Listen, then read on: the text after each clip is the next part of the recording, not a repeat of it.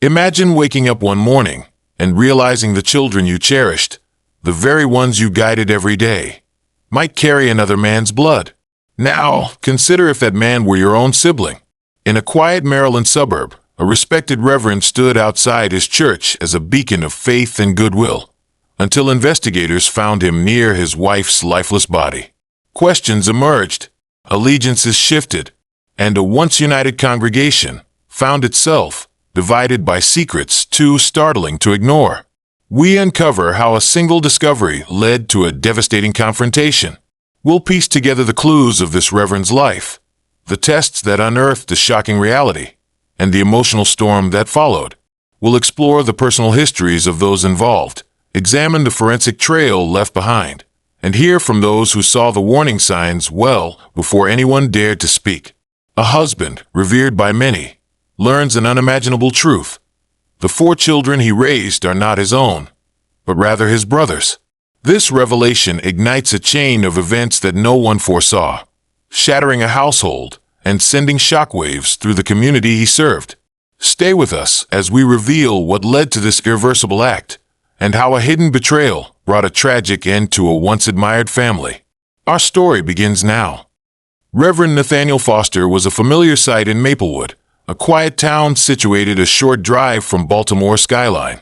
He began his days long before many of his neighbors stirred, often stepping out onto his porch to greet dawn with a moment of prayer. By the time others opened their curtains, he was already at New Life Chapel, a modest white-steepled building at the corner of Riverstone Road, tending to parish duties. On any given morning, one could find him polishing the church pews or arranging thoughtful gifts for local families in need. Whether it was organizing summer camps for neighborhood children or guiding congregants through personal challenges, Reverend Foster's presence conveyed kindness. Individuals of all ages spoke of his willingness to pause his tasks and extend a supportive word. He gained a loyal following not only for his sermons, which many described as uplifting, but also for the warmth he showed every visitor, regardless of background. But it wasn't always easy for Nathaniel to carry such responsibility. Despite the outward calm, a part of him questioned his own worth. He sometimes wondered if he could ever live up to the role everyone seemed to assign him, the unshakable leader with a ready smile. Moments of self-doubt crept in during quiet times alone. Occasionally, small disagreements with his wife appeared to weigh on him more heavily than anyone suspected. These moments left him restless, hinting that beneath his outward gentleness, there was a man struggling with private concerns. His wife, Grace Foster, entered his life years earlier. She had grown up in nearby Pinecrest, a place known for its rolling farmland and close-knit families. When she first met Nathaniel, she was volunteering at a local fundraiser where she charmed everyone with her humor and courteous manner. In the early days of their courtship, friends often remarked how well they complemented each other. Grace was outgoing, always ready to plan a gathering or share in a neighbor's joys. Many saw her as the perfect counterpart to Nathaniel's thoughtful style. Yet, as time passed, whispers hinted that Grace guarded more secrets than she let on. Some suggested she longed for excitement beyond the rhythms of the parish. Others pointed to small inconsistencies in her stories, things most people would dismiss, but that could raise questions about her true intentions. Whatever the case, she presented herself as a supportive partner in church life, standing beside Nathaniel at community picnics, singing alongside him in Sunday services, and hosting weekly dinners for the congregation's youth groups. While many admired her open and cheerful manner, a few wondered if there was more to her than what she showed in public. Nathaniel's brother, James Foster, was also a regular figure at New Life Chapel. Unlike Nathaniel, who joined the clergy, James opted for a job in a nearby factory. He never strayed far from family gatherings, often showing up at the church's Easter brunches or attending summer barbecues at Nathaniel's home. From a distance, it looked like James reveled in the attention his older brother received as a local spiritual guide. At the same time, those close to the family sensed that James might carry unresolved feelings, whether it was envy, regret, or another emotion. No one could say for certain. In their younger years, Nathaniel and James were inseparable, sometimes referred to by neighbors as the Foster boys. But as adulthood progressed, small cracks appeared in their relationship. James occasionally joked about Nathaniel's spotless reputation, remarking how hard it must be to live under such bright lights of community praise. Whenever the two brothers stood together at family events, a keen observer might detect a quiet intensity. James never stated outright that he was unhappy, nor did he show any open hostility. Yet, the dynamic in that household suggested that their bond wasn't as smooth as it might seem at first glance. In those days before everything changed, few recognized the tension taking root in the Foster family. Nathaniel led youth programs and charity drives by day, then returned home to Grace and their 4 children for simple home-cooked meals in the evening. James appeared in the background, attending Sunday services or dropping by for weekend lunches. For the casual onlooker, all of this seemed typical of a connected family devoted to each other. However, within these relationships lay an unspoken strain, one that would push everyone toward choices they never imagined making. What began as quiet unease in the household would, in time, grow into something far more serious. How deeply it affected Nathaniel, Grace, and James would soon become evident, shaking Maplewood to its core and leaving the congregation they once nurtured in disbelief. That is the setting in which our story unfolds. A pastor known for kindness, a wife with her own desires, and a brother walking beside them both, yet bearing emotions no one fully understood. Their shared past set the stage for revelations yet to come, where once hidden truths would emerge and alter their lives forever. In Maplewood, the Foster household appeared radiant to anyone who happened by. Almost every day, Reverend Nathaniel Foster and his wife, Grace, could be seen in their front yard alongside their 4 children, Julia, Micah, Benjamin, and Ruth. These children became local favorites around New Life Chapel, bounding through the halls after Sunday service, always enthusiastic to lend a hand during community events. Whenever the family gathered for breakfast, they would join hands at the table. Nathaniel often led them in a prayer of gratitude, thanking the Almighty for the new day, for the strength to serve, and for the close bond he believed they shared. Afterward, Grace would hustle the children into the family van to drop them off at school before Nathaniel's daily routine at the church. By mid-afternoon, the children were back home, tackling school assignments as Grace prepared dinner. Nathaniel usually returned from his parish duties just in time to talk with them about their day. At night, they settled into a routine that almost anyone would have admired. Bedtime stories, soft lights, and an atmosphere of affection. Beyond the typical weekdays, the weekends in the Foster home were filled with activity. On Friday evenings, Nathaniel organized a youth Bible study where Julia and Micah took on small leadership roles, reading scriptures aloud or helping younger kids navigate their lessons. Benjamin and Ruth would sit in the back, looking up to their older siblings and waiting for the moment they could all enjoy the lemonade and cookies Grace set out after class. This pattern played out week after week, cementing their place as a family that embraced both faith and togetherness. When church gatherings took place on Sunday, the children brought smiles to neighbors' faces. They helped arrange hymnals on wooden pews and placed fresh flowers on the altar with their mother. People often remarked that these 4 little ones seemed filled with optimism, as if they carried the promise of their parents' values forward. Their presence gave Maplewood a sense of hope, reinforcing the idea that the Fosters embodied a model of kinship. Yet, during these same gatherings, several seemingly innocent remarks caused Grace's demeanor to shift. Observers would say things like, "Julia has such unique eyes. Nothing like her dad's, right?" Or Micah's athletic ability must come from another branch of the family. Each time, Grace forced a smile that didn't quite meet her eyes, and she appeared uneasy for a moment before offering a kind word to change the topic. Most people assumed she was just protective of her children. Yet, these offhand comments didn't go unnoticed by those with a keen sense of detail. Occasionally, other small matters drew mild curiosity. At one routine medical checkup, the pediatrician inquired about Ruth's blood type. Nathaniel seemed puzzled, admitting he wasn't certain how it aligned with his own. The doctor suggested additional confirmation for clarity, especially if there was a family history of certain conditions.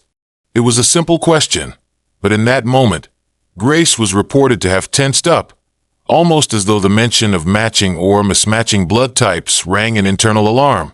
The children, of course, were too young to suspect anything unusual. They continued their days carefree, performing in the Sunday choir, bringing pictures to show their father in his study, and racing bicycles through the quiet neighborhood streets. To them, the world held only the joys and routines of everyday life. They represented innocence in its purest sense, never suspecting what adults around them might be concealing. Still, in the midst of the everyday bustle, certain individuals sensed something beneath the surface. They noticed Grace's fleeting expressions of worry whenever Benjamin was said to look more like his uncle than his dad. They recalled her changed tone of voice whenever the children's heritage was brought up in casual conversation.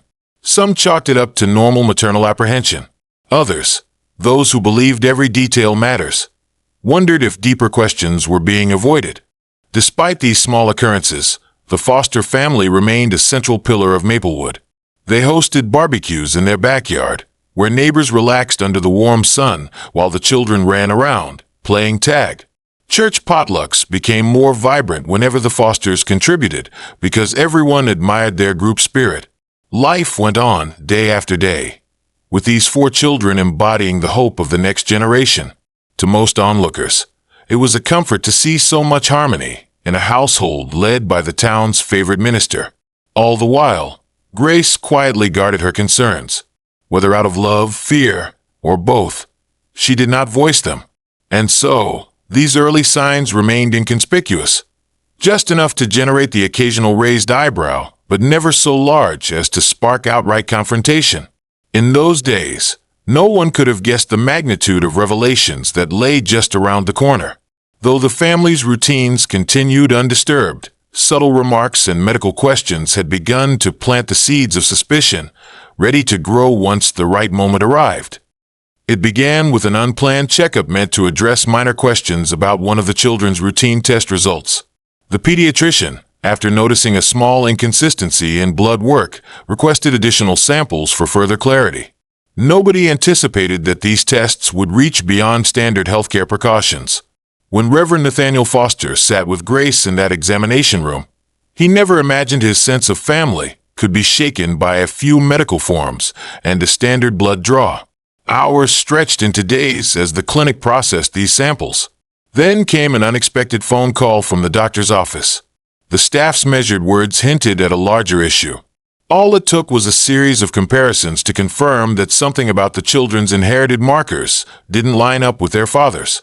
With just a few drops of blood, the Reverend's reality was about to crumble. In the beginning, confusion took hold.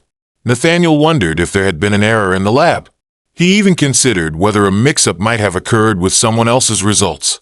The idea that his 4 children didn't match his own genetics seemed impossible.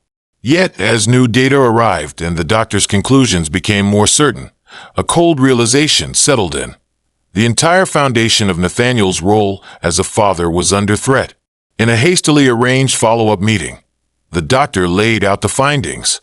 Nathaniel's initial response was bewilderment. He clung to the hope that one child's results might be a fluke. But as each chart confirmed the same pattern, that hope dissolved. One after another, the tests revealed that Julia, Micah, Benjamin, and Ruth shared a profile foreign to his own. Each page of data felt like a blow, placing questions in front of him that he never wanted to consider.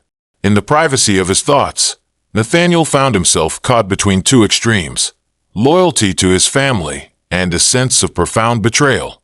Internally, he recounted the times he'd held his newborns in the hospital, the moments he'd comforted them after nightmares, the lessons he'd taught them about the importance of trust and faith. How could it be? He asked silently, recalling years of birthdays and bedtime prayers. In his mind's eye, he saw Grace's face when she first brought each child into the world. The notion that those precious moments might have carried a secret was almost too overwhelming to accept. The longer he stared at the evidence, the stronger his turmoil grew. He left the clinic with Grace at his side, yet felt more alone than he ever had in his life. That evening, he retreated to his study, scattered test results still clutched in his hands. The pages seemed to accuse him each time he glanced down. He wanted explanations. He wanted answers from grace, from the universe, from anyone who could tell him this was all a mistake. A conflict emerged within him that night. He was a minister, a spiritual guide to many, known for counseling couples to remain steadfast in the face of adversity. Now, he was searching for any sign that could redeem the person he trusted most in the world. His faith taught him forgiveness, yet his heart thundered with anger. Questions that once seemed distant were now pressing. What am I supposed to do? Does love alone fix something this devastating? He stood at a crossroads, uncertain how to proceed. Each glance at the children's photographs brought on a swell of sorrow. He loved them, and there was no denying that they were central to his life. Yet the lab results said otherwise in a way he couldn't ignore. Every hour that passed deepened his confusion and heartbreak, clouding his judgment about the next steps. He felt torn between the moral code he preached each Sunday and the rage that threatened to overtake him. In that uncertain stretch of time, Nathaniel learned how quickly trust can unravel. He still hoped, on some level, that there was a reasonable explanation. But as his mind circled back to previous moments, Grace's tense reactions whenever the children's traits were compared to his own, and those quiet remarks at the clinic, he recognized the significance behind each detail he once shrugged off. From this point forward, the Foster family would never be the same. The test results, once seen as harmless, now cast a shadow over their household. And for Reverend Nathaniel Foster, a single question rang louder each passing day. Who do these children truly belong to? The answer, and the implications that would follow, marked the beginning of a harrowing chapter in Maplewood's most beloved family. When Reverend Nathaniel Foster returned home after learning the full extent of his children's test results, he sought immediate answers. The man who once projected calm during public sermons now faced an inner storm he could no longer contain. Night had fallen, and the house was strangely quiet. One by one, the children retreated to their rooms, leaving Nathaniel and Grace alone in the living area. In that confined space, Nathaniel confronted her with direct questions. He pressed her, demanding to know if the doctor's findings were correct or if there might be some explanation, however unlikely, that would refute the data. His voice, though restrained, carried the urgency of someone desperate to uncover the truth. For a moment, Grace tried to maintain composure, offering vague statements that did little to calm him. Yet, under the piercing weight of his inquiries, she could not conceal the matter any longer. She revealed the name that stunned him, James Foster, his own brother. The tension in the room felt unyielding as those words sank in. Nathaniel experienced a rush of outrage, followed by disbelief, then a pang of sorrow. He recalled years of family gatherings and holiday meals in which both Grace and James were present, moments he had believed to be pleasant. Now, each memory seemed redefined in light of what he had just learned. A torrent of questions raced through his thoughts. How long had this been going on? When did it begin? Was every aspect of their family life built on a deception he never saw coming? Grace, cornered and visibly distraught, tried to explain. She admitted that the situation began under circumstances she struggled to articulate. Perhaps she felt overwhelmed by the demands of her role, or maybe loneliness crept in when Nathaniel devoted so many hours to the church. She spoke of feeling abandoned in moments when she needed comfort. At the same time, she could not fully excuse her choice to turn to his brother. It weighed on her conscience, yet she had allowed it to continue, never speaking a word of it to Nathaniel. Her remorse hung in the air like a heavy shroud, but she sensed there was no way to lighten the immense burden her confession placed on them both. Nathaniel's mind filled with conflicting emotions. On one hand, he wanted to walk away, to find some quiet corner where he could escape the pain rushing through him. On the other, he felt compelled to remain and demand a clearer explanation for how things escalated to such a catastrophic point.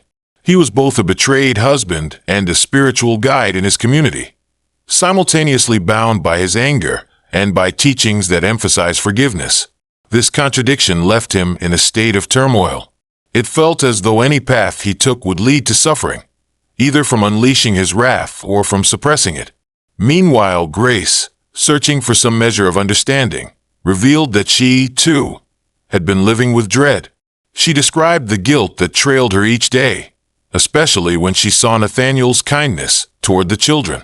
She spoke of the constant worry that the truth might surface, questioning whether her decisions had ever truly been her own or whether she had been influenced by the attention offered by James.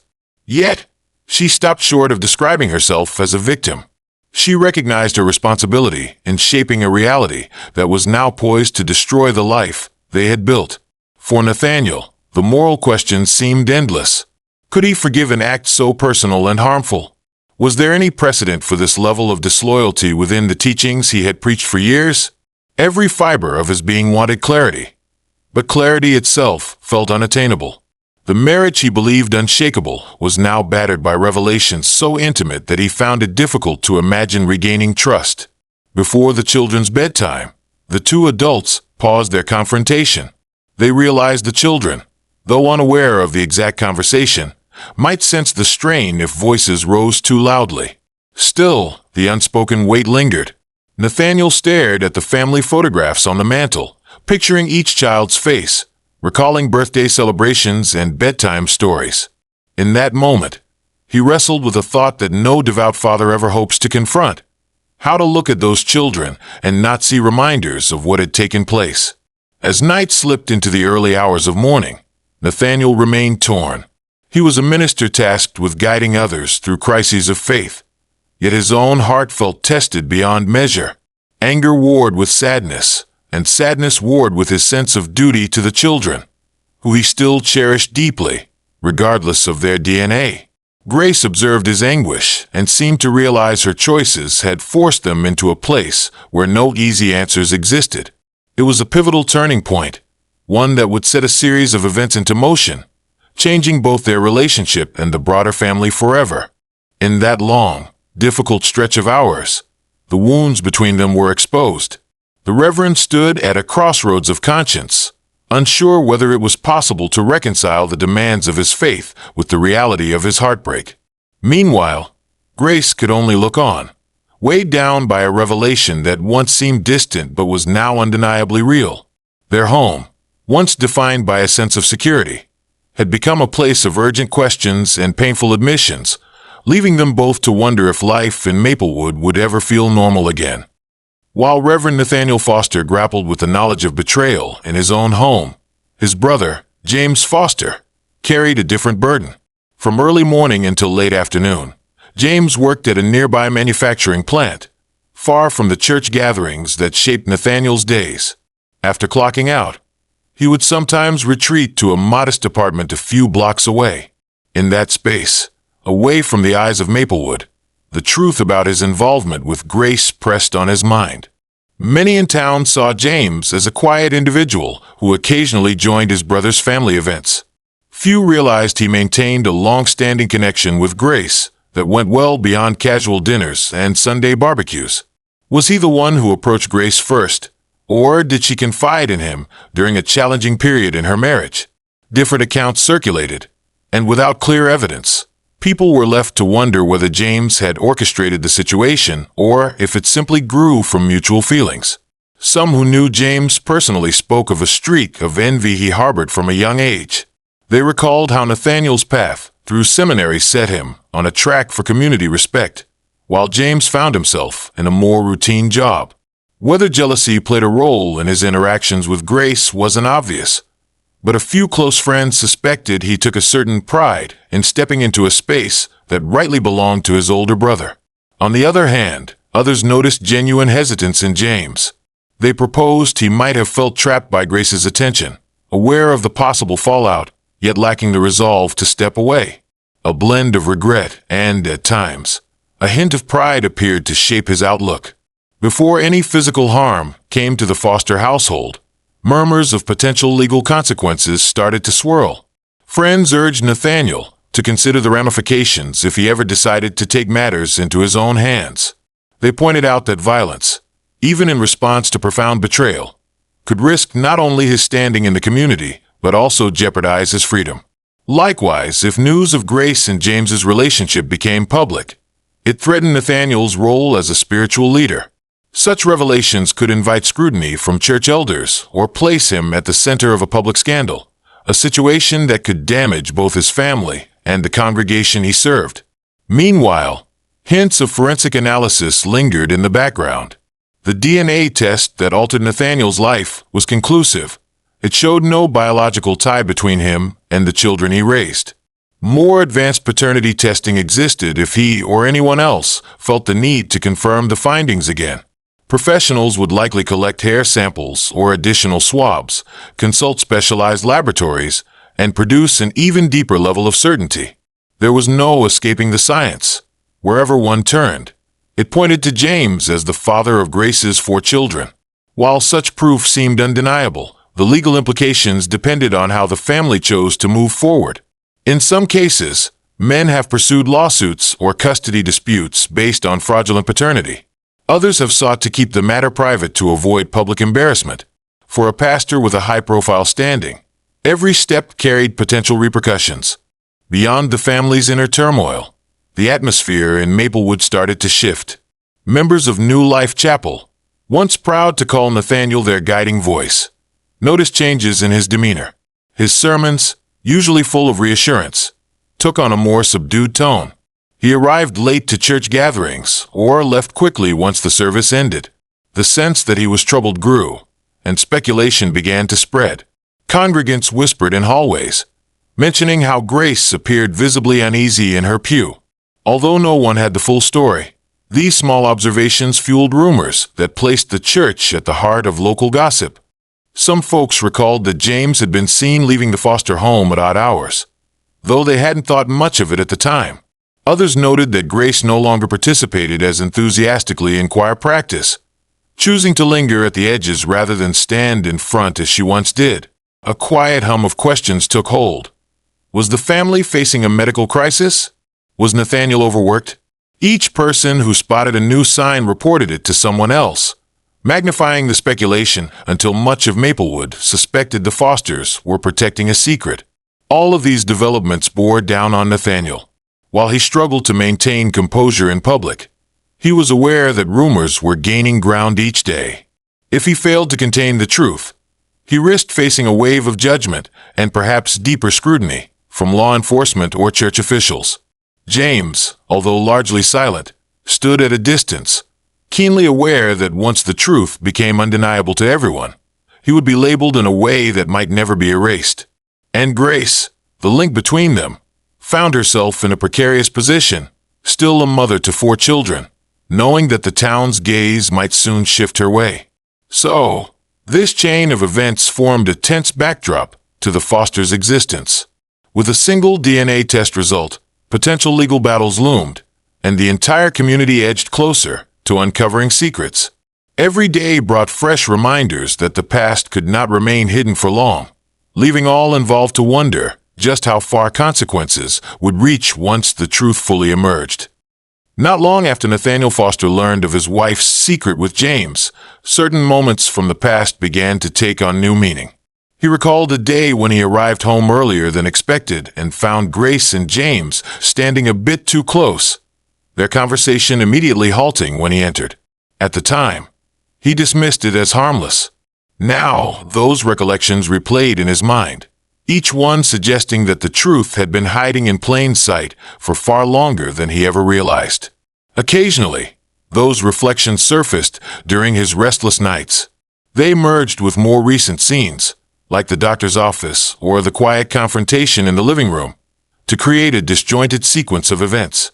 In these mental snapshots, Grace's smile appeared to mask worries she never spoke aloud, while James's sideways glances hinted at a pursuit of something he should not have sought.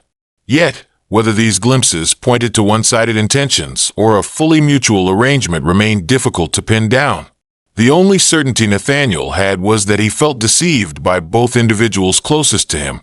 As the weeks passed, he found himself unsettled by ever-growing thoughts of retaliation. In private, he weighed the idea of retribution. He wondered if a moment of violence might somehow balance the pain he felt. At New Life Chapel, he tried to continue his clerical duties, but his sermons lost some of their warmth. Members of the congregation noticed the strain behind his eyes, and rumors circulated that he was wrestling with personal matters.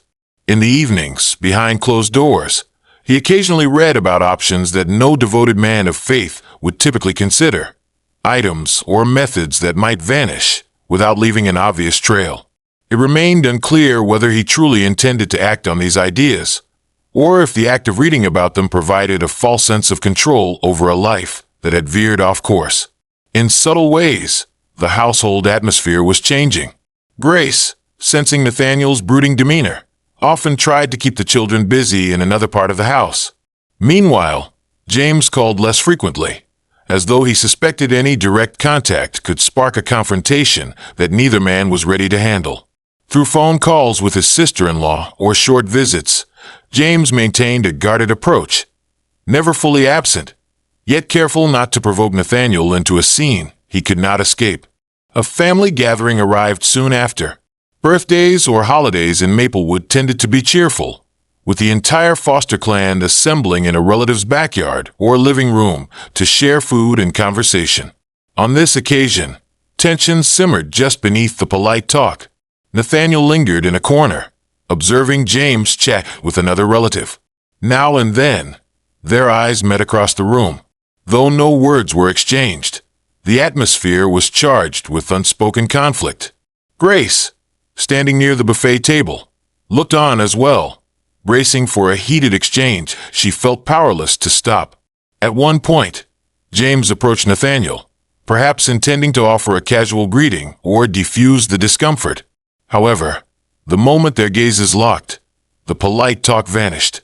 Nathaniel seemed ready to lash out, fists clenched at his sides. A cousin intervened, loudly asking if anyone needed another round of refreshments. That interruption diverted attention just long enough for James to step back, and the confrontation was avoided, but only barely. In that brief interval, onlookers recognized that something far deeper than a minor quarrel lay between the two brothers. The presence of extended family forced them to hold back any physical altercation, but the tension was impossible to ignore. Neighbors and friends who attended the gathering later remarked on how uneasy the situation felt. Yet, without clear facts, they attributed it to family stress or ongoing disagreements. Nathaniel quietly returned home afterward, more certain than ever that his patience was eroding. As he sat alone later that evening, fragments of half-formed plans flitted through his thoughts. All it might take was one decision in a moment of rage for everything to change in a way that could never be undone. These events signaled the progression of a man once admired for his guidance, now edging closer to an act few could have imagined from him. Despite the sincerity of his faith, the relentless pain and anger had begun to shape him into someone no one recognized. Meanwhile, the rest of Maplewood remained largely unaware of how grave the situation might become. Family dinners, polite greetings, and brief phone calls continued, but each interaction held the possibility of an explosive turn. And though no violence had yet occurred, a sense of danger grew with every passing day, setting the stage for events few in that small town would ever forget. In the weeks following that near confrontation, Nathaniel Foster drifted further from the life he once knew. Gone were the busy schedules filled with church activities and comfortable evenings with his children. Instead, he experienced a growing sense of distance between himself and everyone around him, most painfully, his own wife and brother. A final spark arrived one late evening when Grace stepped forward with a grave announcement. She considered leaving, possibly taking the children away to escape the tangled circumstances that had left them all feeling trapped. Over time, her guilt and concern had become overwhelming, and she felt it was best to spare everyone more pain. She spoke quietly, yet her words carried the weight of a major decision. The man who had patiently led others in their darkest hours now saw himself staring at a future in which his family might slip away entirely. At nearly the same time, James made an unexpected appearance, attempting to push for a resolution. Some reports suggest he insisted Nathaniel step aside as the head of the household, arguing that any effort to maintain the usual arrangements was hopeless. Whether this demand was rooted in pride or in genuine concern for the children remains uncertain. But for Nathaniel, it sounded like a final insult. The brother who had broken his trust was, in essence, telling him to remove himself from the place he had called home. Something in Nathaniel broke at that moment. The swirl of conflicting desires, protecting his children, preserving his reputation, and confronting the betrayal, reached a crisis point. He found himself torn between clinging to the principles that shaped his ministry and surrendering to a surge of fury. More and more, the anger overshadowed any sense of restraint, and he fell silent with intensity that made James wary. Later that night, inside the family's living room, the final reckoning arrived. The house was subdued. The children, asleep behind closed doors, knew nothing of the charged atmosphere across the hall. Shadows flickered from a single lamp. Tension thickened with each breath. Nathaniel stood near the entryway, facing Grace, while James hovered to the side. Voices were subdued but laden with the exhaustion of countless arguments. Grace pleaded for an end to the conflict, her voice catching as she spoke of the children's future. James held himself stiffly, as if bracing for a backlash. Then, in one electrifying moment, Nathaniel's voice rose, and the bitter truth spilled out. He called James the cause of every shattered illusion in his life. He accused Grace of letting their marriage slip away. Emotion coursed through him like a force he couldn't contain. As Grace tried to take a step closer, he pulled away, searching for something, anything, that would restore his sense of control. In a hurried confusion of movement, the Reverend retrieved an item thought to be hidden away. Perhaps it was a weapon he'd once considered purchasing for home defense, or something he had hidden in a fit of impulsive anger. The details would be pieced together later, but in that instant, no one could deny the danger. The room fell under a harsh hush, each person's face illuminated by the flickering light. A current of dread swept over them. James attempted to intervene, hoping to calm the Reverend down, but Nathaniel, consumed by a final surge of anguish, advanced. The confrontation that followed was abrupt. Shouts turned into a brief, chaotic struggle. Grace, caught in the middle, cried out for them to stop. Yet, an instant later, the irrevocable act occurred. The repressed rage, the humiliation, the heartbreak, all of it coalesced in a singular moment that left Grace's life hanging in the balance. When the awful reality settled, Nathaniel stood in stunned disbelief, weapon still in hand. He stared at Grace as she collapsed, shock flashing across her features. In that space of seconds, it became devastatingly clear that nothing in their world would return to normal. Outside, the silence of the suburban street continued, unaware of the tragedy unfolding within those walls. A few houses down, neighbors may have been tucking in their children or preparing for sleep, never suspecting the heartbreak gripping the household up the block. Nathaniel, trembling, leaned over Grace, his mind racing. He registered the magnitude of what had happened, though fully absorbing the consequences would take time. This was an end that no one, not even he in his darkest moments, had truly foreseen. Even with everything stacked against them, the vow he once made, to protect and love, hadn't faded from his heart. And yet here he was, kneeling in a room where fear and sorrow had suddenly replaced every sense of hope or forgiveness. The crime, once only a dark possibility, had now become real. In that moment, the Reverend realized that the transgression against him had driven him to commit one of his own. Betrayal had fueled an act of desperation. As the seconds passed, the finality of this outcome settled in, marking a point from which there could be no turning back. So ended the core of what once seemed a close-knit family. The chain of events that began with hushed conversations and a set of lab results concluded here, in a living room lit by a single lamp, amid hushed pleas that fell on ears rendered deaf by sorrow. And with that, Maplewood's view of its revered pastor would be forever changed, the household's secrets laid bare by an act that no apology could mend. The moment Grace Foster's final cry echoed through the house, all normalcy shattered in an instant. Her voice, laced with fear, reached the ears of a nearby neighbor, Mrs. Collins, who had been stepping outside for a glass of water in her own kitchen. Sensing urgent distress, she rushed to her window and spotted faint movement through the drawn curtains of the Fosters' living room. Within minutes, she dialed 911. Officers arrived on the scene to find a bewildered Reverend Nathaniel Foster kneeling beside his wife's motionless form. His expression showed a mix of disbelief and sorrow, as though his mind had yet to fully register what had taken place. A few yards behind him, James Foster stood frozen, keeping a distance, uncertain whether to intervene or speak up. As additional law enforcement personnel entered, they ushered James aside and tried to bring order to a setting thick with confusion. Outside, a small knot of onlookers gathered at the edge of the lawn. The faint glow of streetlights cast uneasy shadows across their faces. A handful of congregants who lived nearby, including a few who recognized Nathaniel's voice from countless Sunday sermons, observed the commotion with growing alarm. Hushed conversations began, linking earlier rumors about the Fosters' troubles to the dark scene unfolding before them. Inside, the officers secured the area. They cordoned off the living room with yellow tape, carefully preserving evidence for the investigative team. A group of crime scene technicians arrived soon after, snapping photographs of the surroundings and collecting any items that might reveal how the tragedy occurred. Floorboards were examined for footprints, and a technician performed a quick sweep to check for residue on surfaces. Each piece of the puzzle had to be cataloged, every detail potentially crucial to understanding the sequence of events. Early statements offered conflicting accounts. Nathaniel, in shock, could only stammer fragments of what had taken place. James stood by, looking as though he might speak up but hesitated each time a uniformed figure approached him. Officers separately questioned both men to prevent them from comparing stories.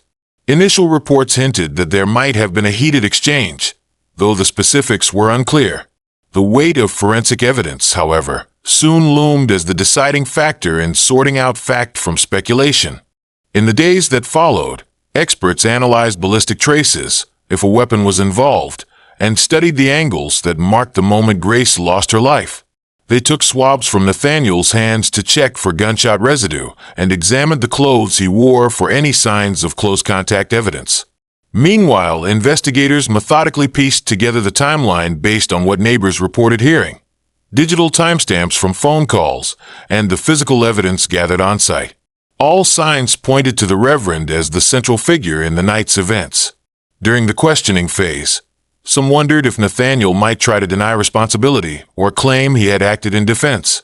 Instead, he offered little resistance when authorities placed him in the back of a squad car. Though his words were minimal, the haunting look on his face conveyed a man weighed down by more than fear of legal repercussions. Still dressed in the attire he wore during that final confrontation, he slumped against the car seat, neither fighting the officers nor fully surrendering to them, only existing in a stunned silence. That very night, the children awoke to a home transformed by crisis. They were led outside by an officer who tried to shield them from the worst of the scene. With eyes wide, they gazed at the swirling red and blue lights dancing across the neighborhood. In the confusion, each child tried to find reassurance in the others, asking questions no one had answers for. All at once, their mother was gone, and the father they trusted was taken away in handcuffs. Words like why and how slipped from their lips, directed at adults who could only shake their heads and gently urge them to remain calm. The heartbreak was swift and profound. Officers who had children of their own felt the gravity of seeing 4 siblings lose everything that mattered in a single night. Meanwhile, Maplewood residents waited for morning to bring clarity on what drove a respected pastor to commit such a devastating act. For Nathaniel Foster, the walk from the living room to a police cruiser marked a transition from spiritual leader to suspected offender. His future, and that of his children, forever altered by those few moments of violent despair. As the patrol cars pulled away, the once quiet street in front of the Foster residence was left with a stillness that hinted at the pain everyone sensed. While investigators filed their reports and news traveled through the sleeping town, the immediate aftermath of Grace Foster's fate would set the stage for a deeper inquiry into how a loving family reached this unimaginable crossroad. And so began the legal process that would either bring answers or raise more questions, casting a heavy shadow over the days that followed. The days following Grace Foster's passing brought forth a series of legal battles that few in Maplewood ever anticipated. Arrested under suspicion of taking a life, Nathaniel Foster found himself in an environment he had only seen from a distance, sitting behind a courtroom table, dressed no longer in clerical clothing, but in a jumpsuit that marked him as a defendant. Within those paneled walls, the legal team tasked with representing him began formulating strategies, weighing whether to argue diminished capacity under emotional distress or to seek a plea deal that might spare him the harshest punishment. Some wondered if the Reverend would claim he had acted in self-defense, although the initial evidence offered little to suggest he faced any physical threat. More surprising, perhaps, was the way Nathaniel tried to rationalize his actions, speaking of a sense that he had been driven to the edge by a betrayal that cut him deeper than he could endure. Whatever moral compass had once guided him now seemed badly fractured. Observers in the courtroom watched with conflicting emotions.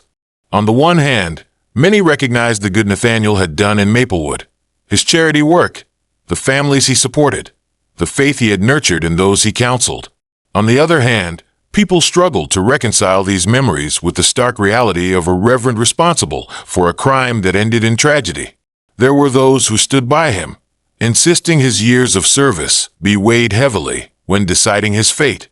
Others argued that no amount of community service justified such a devastating act, calling for justice that met the gravity of the offense. Through media outlets and hushed conversations at the local diner, Maplewood buzzed with debate over the question of punishment and absolution. Some contended that betrayal pushed a devoted husband over the edge, while others saw his deed as an irredeemable breach of moral law. If trust can be broken, does that justify destroying another life? Asked one columnist in the local paper. Religious figures across the region chimed in too, with some preaching the importance of compassion, while others insisted that even a minister must face the consequences of his actions without leniency. Mixed into the dialogue were comparisons to other high-profile betrayals and violence that had rocked communities across the country. Some mentioned a case in another state where a devout spouse uncovered years of deceit and resorted to aggression, highlighting the harrowing lengths people can go when they feel betrayed by those closest to them. Others referenced historical incidents where respected public figures unraveled under the weight of secret resentments.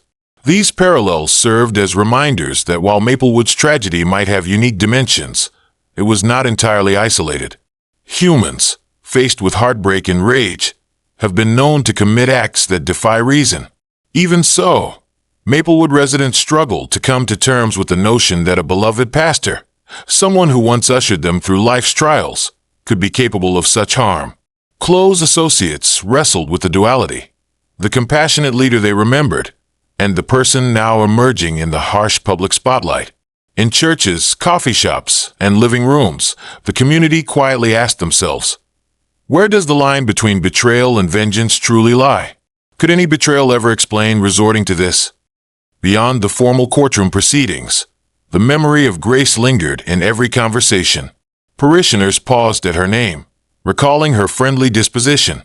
Parents who'd once witnessed her kindness to children outside the chapel felt disbelief that such a nurturing figure was gone. A question also hovered around the fate of the 4 children, now absent the mother who raised them and fathered, in truth, by a brother who had vanished from public life. The shockwaves of this event continued rippling, forcing Maplewood to confront its deepest anxieties about trust, loyalty, and the boundaries of what faith can heal. In the end, as the legal arguments played out and verdicts neared, the case brought forth a collective reflection on how swiftly a devoted family can fracture, and how one moment of irreversible violence can reshape not only a single household, but an entire community. Is betrayal alone sufficient to explain such a crime? Or does the darkest side of human nature emerge when faith and loyalty collapse? Before we close, consider this. Where should we draw the line between understanding someone's heartbreak and holding them accountable for an act that changed so many lives? Let us know your thoughts in the comments below. And if you want more deep dives into true crime cases like this, remember to subscribe and stay tuned for future investigations that uncover the hidden truths behind seemingly ordinary lives.